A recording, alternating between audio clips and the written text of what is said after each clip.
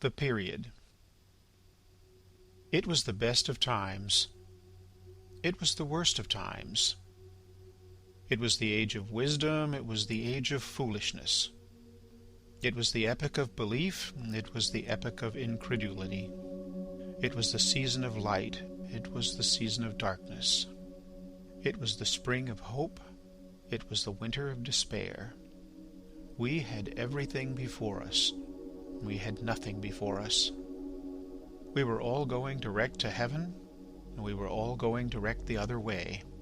In short, the period was so far like the present period that some of its noisiest authorities insisted on its being received, for good or for evil, in the superlative degree of comparison only. There were a king with a large jaw and a queen with a plain face on the throne of England. There were a king with a large jaw and a queen with a fair face on the throne of France. In both countries it was clearer than crystal to the lords of the state preserves of loaves and fishes that things in general were settled forever. It was the year of our Lord, 1775. Spiritual revelations were conceded to England at that favoured period, as at this. Mrs. Southcott had recently attained her 25th blessed birthday, of whom a prophetic private in the Life Guards had heralded the sublime appearance by announcing that arrangements were made for the swallowing up of London and Westminster. Even the Cock Lane ghost had been laid only a round dozen of years after rapping out its messages, as the spirits of this very year last past, supernaturally deficient in originality, rapped out theirs. Mere messages in the earthly order of events had lately come to the English crown and people from a Congress of British subjects in America, which, strange to relate, have proved more important to the human race than any communications yet received through any of the chickens of the Cock Lane brood. France, less favoured on the whole as to matters spiritual than her sister of the Shield and Trident, rolled with exceeding smoothness downhill, making paper money and spending it. Under the guidance of her Christian pastors, she entertained herself besides with such humane achievements as sentencing a youth to have his hands cut off, his tongue torn out with pincers, and his body burned alive, because he had not kneeled down in the rain to do honour to a dirty procession of monks which passed within his view at a distance of some 50 or 60 yards.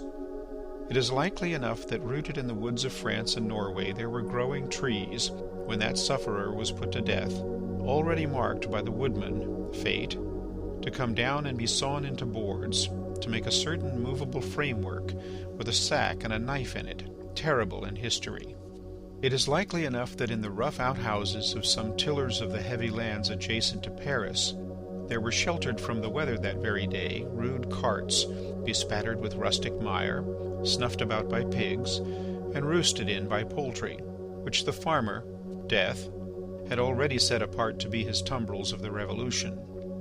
But that woodman and that farmer, though they work unceasingly, work silently, and no one heard them as they went about with muffled tread, the rather forasmuch as to entertain any suspicion that they were awake was to be atheistical and traitorous. In England there was scarcely an amount of order and protection to justify much national boasting. Daring burglaries by armed men and highway robberies took place in the capital itself every night. Families were publicly cautioned not to go out of town without removing their furniture to upholsterers' warehouses for security.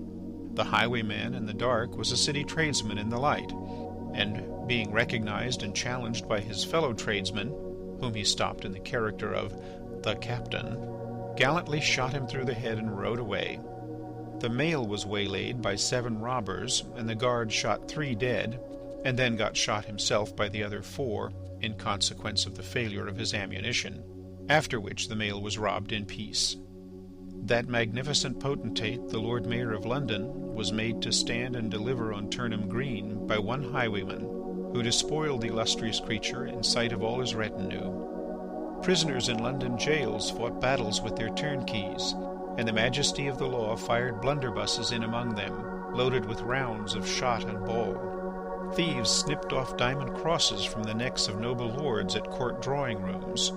Musketeers went into St. Giles to search for contraband goods, and the mob fired on the musketeers, and the musketeers fired on the mob, and nobody thought any of these occurrences much out of the common way.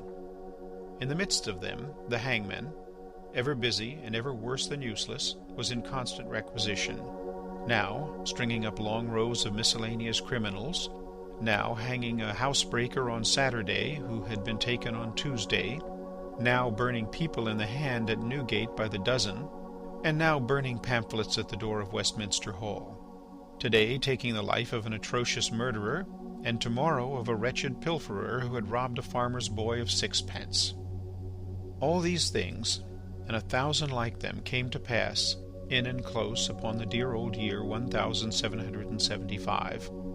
Environed by them, while the woodman and the farmer worked unheeded, those 2 of the large jaws, and those other 2 of the plain and fair faces, trod with stir enough, and carried their divine rights with a high hand.